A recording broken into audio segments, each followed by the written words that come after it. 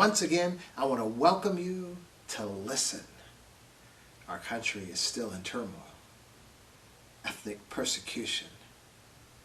Now, we have an election coming up, and folks have chosen sides, pretty much the same sides that have always been there. I think a few more folks are going to the left now that there's an older white man, representing the Democrat side. I'm not political. I was a supporter of Obama only because of all my years at juvenile detention, 17 years speaking to those kids at juvenile detention. In my heart, I believed that they just needed to see a black man, a person of color, sitting in the chair, the seat of the highest office in the world, in this nation and in the world. If Obama had been a Republican, and had been sane, not crazy or anything, and not evil, just a conservative mindset, I wouldn't have had a problem voting for him. Because at this, really, to be honest with you, I've never been political. I mean, I voted in the election simply because still it was necessary to vote for who I felt best served me.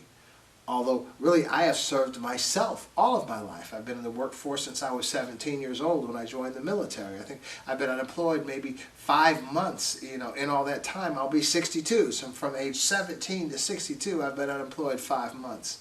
I've handled my own, okay?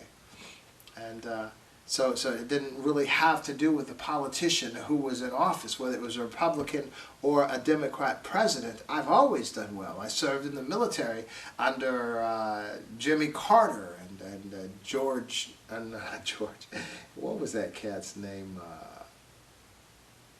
Ford. Gerald Ford. I served under Gerald Ford and Jimmy Carter. So back then, the military really didn't have a voice. Like today, very vocal military members on who, how they feel about their commander-in-chief. But that was unacceptable when I was in. Whoever your commander-in-chief is, it was just that. But I've never been political. I think being a black man in America and always have experienced ethnic persecution from the time I was a young child, I never felt really, I mean, in order for me to embrace the political system, embrace politics as if I really mattered, I would have to believe that I was a first-class citizen. I was a citizen with no ethnic persecution, no ills, nothing held against me in this nation. That everyone in this nation as an American citizen was on the same level. And if that wasn't the case, and it never has been, I never really felt that I could be political. Because as part of a nation, either party in charge really didn't represent me. And so, again, Obama becoming president, I didn't see him as a benefit to me in any monetary way or any way that, well, he needs to do this for me or do that for me. I never saw that. I never had any expectations for that. I was just appreciative that there was an intelligent, handsome, well-spoken, cool demeanored brother that could be a great example to young people. Now, I've heard many people say, black folks and white folks, that this man really wasn't an example because most people can't be presidents. That's a small-minded perspective. What I'm suggesting is that when you look at this man who has a Harvard education, he's a Harvard attorney, he's a Harvard law professor, he became a senator, and then he became president of the United States. It wasn't that now I can aspire to be president. It was that now I realize that whatever limitation I have believed on myself doesn't really exist. Okay, and so what Obama showed to me was that I could be more than... When he became president with all that Harvard education and his resume, I was a mailman with a high school diploma. And I was older than him, okay? For real. So he motivated me, so I decided to go to Sinclair to get an associate degree just so I can say I have a degree. 10 years later, I have an MBA. I didn't stop. So this is, I can for real tell you that the power that Obama had wasn't because he's a Democrat. It was simply because he was a black man and he I don't want to say shamed me, but shined a light on me, recognizing that I could be more. That was what he did for me. And I became more, and I did more. And so being, not being political, just being necessary for a particular point in time, needing that black man to be president.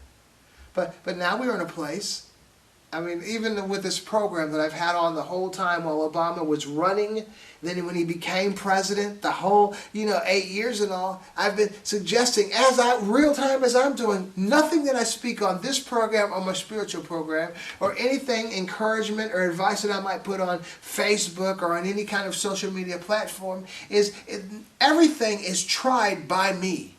I never suggest anything that I don't know works. And I was suggesting back then, we better get, while getting is good, while we got that black president in there, just do all that you can do, and that's what I did. When Obama left office, I think I had like 1 quarter to go for my MBA. When Obama entered office, I had a high school diploma from Stebbins High School right down the street. So I'm just saying that I suggested then, just while he's president, just be quiet. Don't be looking for what he can do for you. Just do for yourself and use him as your inspiration, your motivation. That's what I did.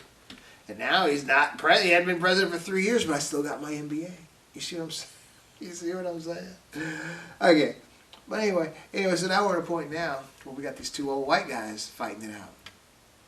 And it seems to me that Biden's probably, he's the Democrats are going to do better this time than last time, simply because he is not challenging to them.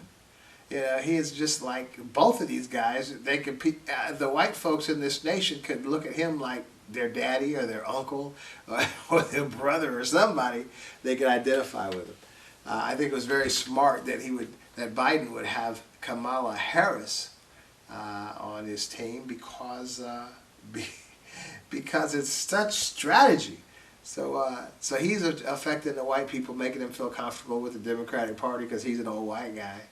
And then he's throwing in there, we're going to be hard on people violently protesting, making sure he's stroking them as well. And then we have Kamala, it's okay, black people, well, she's like, every time I tell my daughter, who seems to have done more research than I did, well, she's black when she wants to be. I'm like, she graduated from Howard, isn't that enough? Or somewhere, I think Howard. But I'm like, so that sort of satisfied the black people, somebody on the ticket, satisfied the women, because now you have a woman. I mean, this game they play, the politicians, is strategy. You have Trump over there still making sure and catering to his base, throwing him out some red meat every once in a while. It's just amazing watching. If I was living in another nation, if I was a citizen of another nation, I think it would be more entertaining to be watching this, but I'm in the middle of, whatever they say, this is my country, affects my country, whatever happens, But anyway, for black folks, we're still not part of the political process because everything isn't totally fair, totally even. And I know we've had a lot of leadership, whether it's Colin Powell, Barack Obama, all these, benchmarks of black leadership. But right now, as you can see, the police can kill a black man and still get away with it. So no, it isn't well here yet. And part of the culprit, I think, to our lack of wellness is black folks. Like, for instance, my daughter came up to me the other day, and I have her in a private school, real nice school, real educated.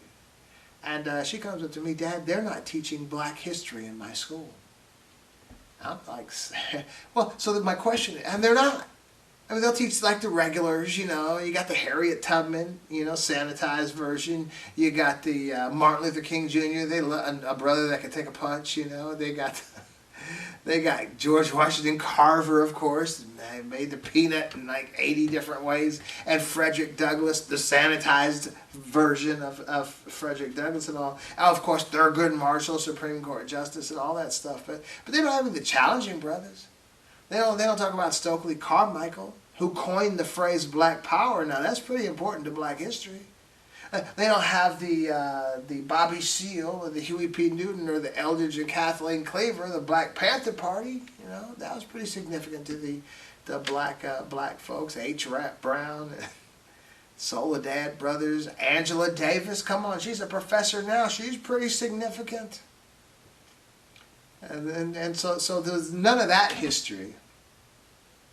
And then as you go back further, the truth as far as where our people came from and how we got here, they don't really talk too much about that either. And but what I want to share with you is, how does my daughter know? The Langston Hughes, W.B.D. Du Bois, a lot of those, James Baldwin, a lot of those. Who wrote the Raisin in the Sun? Lorraine Hansberry. I mean, there were a lot of folks out there.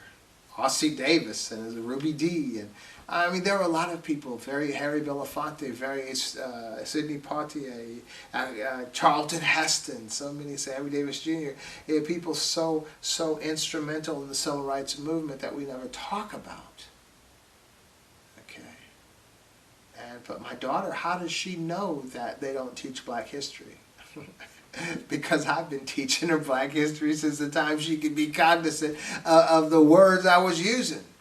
Man, I've been sharing with her from the beginning, from like first and second grades, the situation in this nation. When she came home from the second grade, this is what did it. She came home, I had her in another private school, St. Christopher, over there in Vandalia. That was something else. I'll tell you some stories, but we'll just roll with that right now. But she came home one day, and I said something about Native Americans, Indians and Native Americans. And her response was, well, there aren't any anymore. I'm like, that's kind of interesting. There aren't any anymore.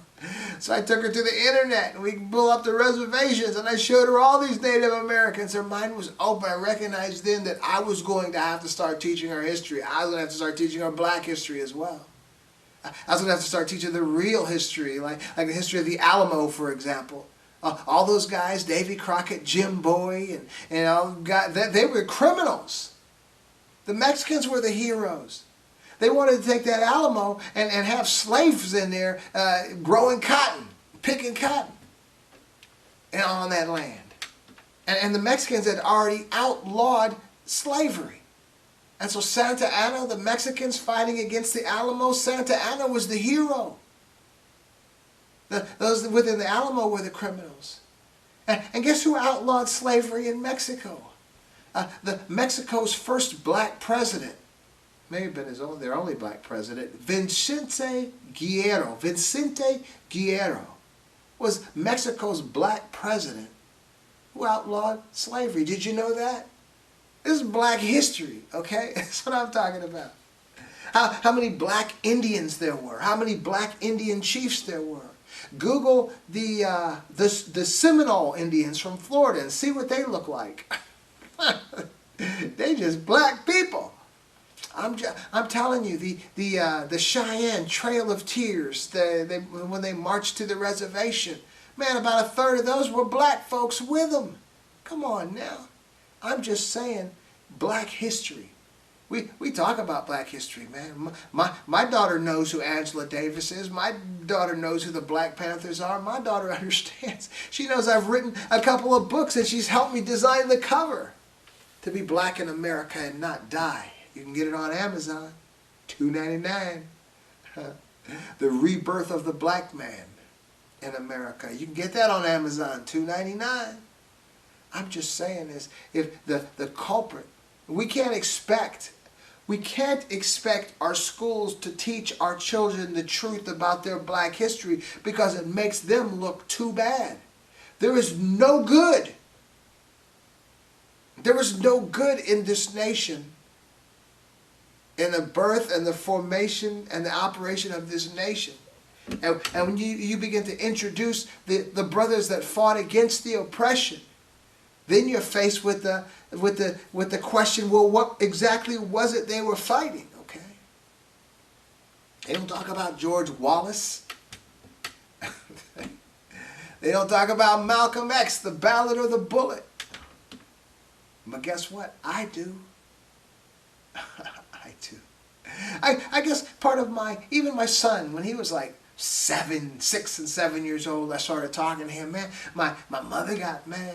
My sister got mad. They're like thinking, you're going to get him to be hating white people. No, I just don't want him to be blindsided like I was, man. I remember we were living in Junction City, Kansas, Fort Riley. My dad was in Vietnam. And so my mom had people in Junction City, Kansas, and there was the Fort Riley was right there, so we could use the commissary and all with our ID cards. And so I was out playing with my friends. I was about 8 years old. And this boy, little white kid, called me the N-word. Now the funny thing was there really wasn't any focus on color coming up like that for me in places where I was. So I had never heard the word before. I didn't even know I was different. It didn't even faze me. Only later on in life as I grew up, it fazed me. But it didn't faze me at the moment because I didn't even think anything of it. I'd never heard the word. I didn't even know I was any different. When you're a kid and you're looking at people around you, they're all white. You're not really necessarily thinking you're white, but you're just not seeing a difference. You're just playing with your friends, Very important. Very important to teach our kids black history. Very important my kids learn early so they wouldn't get blindsided like I got blindsided. That wasn't going to happen. Nah. So what do we talk about today? So we know the politics really doesn't apply to us, but I know to date this program, tonight is going to be the vice presidential debate, so when I'm recording this program. I'm not presidential, I'm not political, but I sure want to see that. I hope as my daughter says, Kamala Harris determines when she wants to be black. Well, I hope she's black tonight, because that's good. Who knows? I don't know. See, I'm not political, but I sure love a good fight. Just like boxing or MMA, I like to see a good fight. A real good fight. I remember back in the day when I saw, who was it? Mercer and Tommy somebody. Ray Mercer was a black boxer, seasoned boxer. Tommy somebody, I can't remember his last name. He was a white guy, kind of young guy. And he was good, but this brother was beating him terribly. And just toward the end of this terrible beating, he was trying to fall down, but the ring was holding him up. And we were all like, come on, just hang on, just so we can see more of that beating, in the next round. We are some cruel people and all, so. But I am probably looking forward to seeing that debate as soon as we're done recording this program. But no, I'm not political. I really believe that as black people in this nation that we can't wait. I think that the fact that we're still in this place today, where black people are being killed by the police and folks are simply saying Blue Lives Matter, tells you something. And we're out there protesting and, peaceful protesting.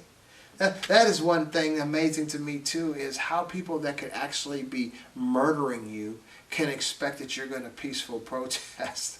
Come on now. I got kids. You think if something happened to one of them, I'd be peaceful protesting? I don't think so. This nation really doesn't believe in peaceful protesting. This nation just believes that black people need to be peaceful. Don't take vengeance when you're getting abused. Because after the Japanese bombed Pearl Harbor, we sure resorted to violence. Yeah, we sure resorted to violence with Adolf Hitler and Mussolini. We fighting, in Africa and everywhere we fought in World War II. It was violent. You met violence with violence. But now we have this special thing here in America today where they're expecting black people not to be violent when violence is being perpetrated against black folks. Sure, I guess if we had that attitude, we'd still be under British rule right now. We'd be under British rule right now if we were really feeling that way. But I want to share with you something very important, is that, again, we cannot wait for people to do right and just accept that, oh, well, I'm just going to be messed up until they do right. We have to take care of ourselves. We have to begin making the right decisions for ourselves. As many of you know, I stopped partying, getting the buzz, drinking alcohol. I was the guy that always had to do more than everybody else.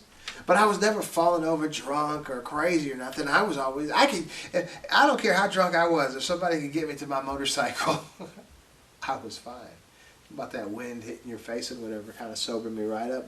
But the point is, I stopped that lifestyle when I was 28 years old. I'll be 62 years old in about a month or so. So it's been a while for me. But I'll tell you, it's even amazing to me. I just thought I was going to be a cool old man one day, you know. I never thought that I'd ever be sober like I am today for so many years. But what I'm telling you today, if we want to make our lives better, if we want to be well, we have to sober up. We have to quit getting that buzz. Because I'm telling you this, it's been 400 years in this nation. 1621 until now. Next year will be 400 years black folks have been in this nation. And look how jacked up we are. Why do you think it's going to change? Okay? So what I'm suggesting to you, there can be a change. But that change is going to have to be in you. You know, I remember my mother, she was like she'd been a Christian, a religious person all of her life. And when she was about 90 years old, one day I asked her, I said, Mom, you know, given the religious teachings and all, when do you believe the end of time will be? You know, because we all have, you know, it's going to happen soon, it's going to happen, all this stuff, right? So I asked her, because I figured it's an old person, I love talking to old people, get their insight, their perspective. So I said, Mom, when do you think the end of time will be? And she said to me, she said, the end of time will be when you die. Everybody's end of time is going to be when they die. That's when your end of time is. I mean, it was so simple, kind of sarcastic, but to me it was so profound. Even at that moment it was profound and it made total sense. And so the same thing in your life. You know, when will the persecution stop? When you prevent it from happening anymore in your life. It's been 400 years. It's not going to stop. Not in your lifetime. So when is it going to stop for you? When you put your foot down and decide it's going to stop. So I'm telling you, how do you make it stop? You have to get sober. We are at war right now. I mean, we're not in pitched combat, you know, with you know, weapons and all that stuff, but we're at war right now. There's a battle of strategy going on, a battle of attrition, and we've been on the losing end of this thing forever. How are you going to win? You got to get sober. I don't care how cool the buzz is. I don't care what you like to feel, how cool the bag, the Chivas, or, you know, I don't drink, you know, either. I don't do any of that stuff. But I'm saying this, no matter whether it's weed, no matter it's alcohol, beer, whatever it is, total stop, man. If you were in a real war, fighting a real enemy that was encroaching upon your home, and going to challenge and threaten and kill your family, would you say, well, wait a minute, it's Friday, let me go have a beer? No, you'd handle your business as sober as you can to make sure you didn't make a mistake. Well, guess what? That's where we are today. We're at war. We don't have time to be drunk. We don't have to be, it's Friday night, I'm going out. We don't have that luxury.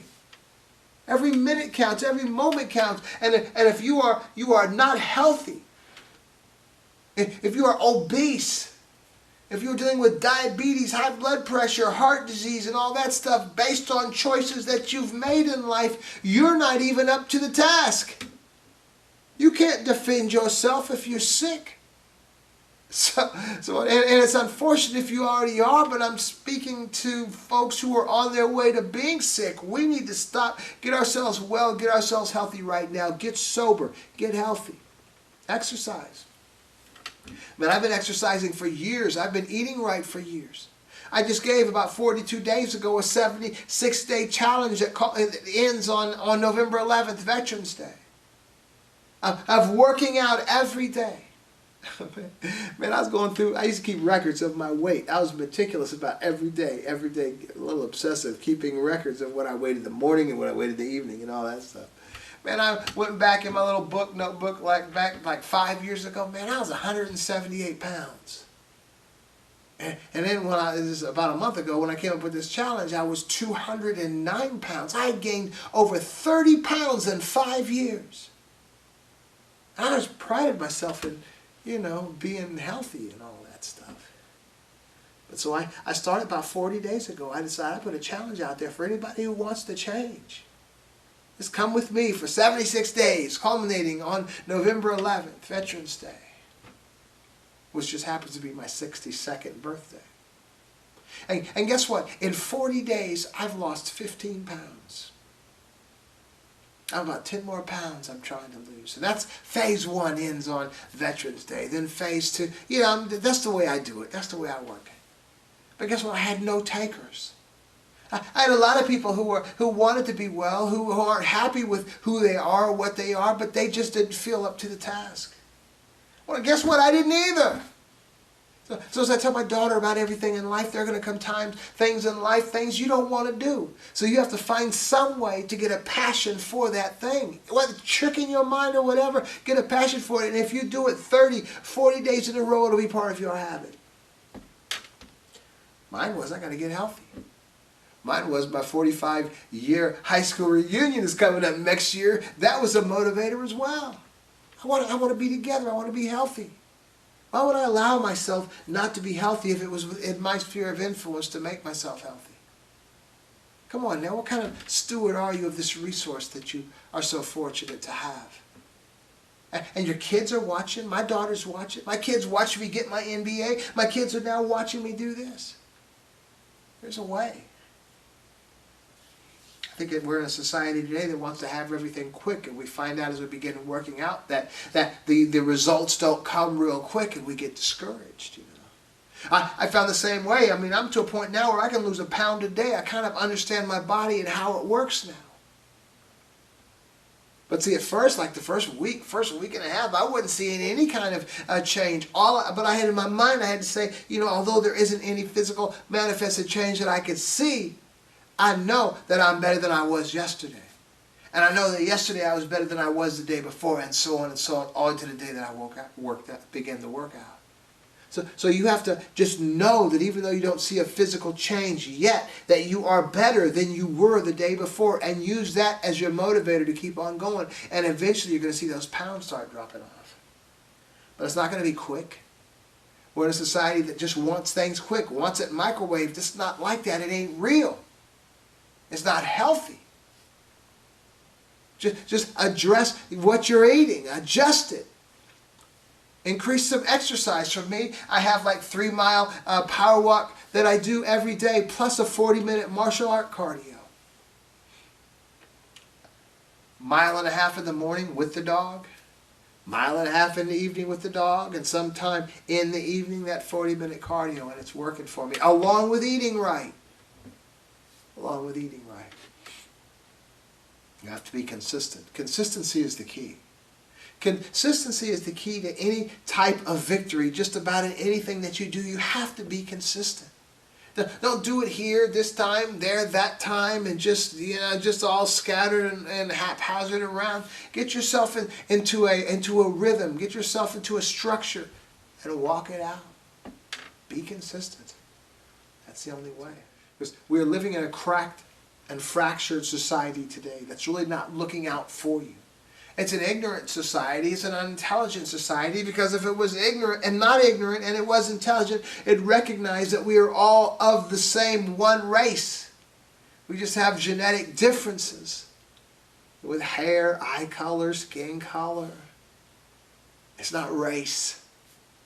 It's ethnic differences. And we are so related to each other. Just like the biblical Cain and Abel, we are brothers. Brothers. And so the key is to get sober, to get healthy, and to get educated. To get educated. I told him that while Obama was running. Get educated. Just get educated. It's like the cloud is covering you. It's hiding you. And by the time Obama is out of office, when that cloud lifts, you'll be new and improved. Some of us, it's too late for that, but it's not too late to new and improve ourselves. Get sober. Get healthy. Well, I would suggest don't break any laws. Don't run any traffic lights. Don't do anything to bring attention to yourself by the authorities. You're in a place right now, a holding pattern right now, getting yourself together. You don't have time for that detour, for that conflict with the police, for that appointment with the judge, for any of that. Just keep your head down. Stay focused. That's what I'm sharing with you right And lastly, I would think that you might want to be armed. In this day and age, you might want to be armed, because it does seem like it's open season on black folks. Even folks that are not threatening to you, you look at them, you get a feeling, you get a vibe that they sure would like to. If your wits about you, get armed. Take care of yourself. Teach your children. Be consistent. For real. I think everything's going to be all right. And begin to teach them black history. Begin to research. Begin to look up black history. You know, if you have to look up one character, you can look up Rosa Gee. You can look up, just back in the 60s, just civil rights leaders, okay? And just read short blurbs, maybe on, one a day, and just go right back and to present to your kid what you just learned. We'll be all right. But our kids can be more all right if we would just take this thing serious and begin to instill them the wisdom, the knowledge, the insight, and the truths behind their existence. How's that? Well, anyway, I do want to thank you for joining me and listening. And I want to invite you to listen again. You take care. Bye.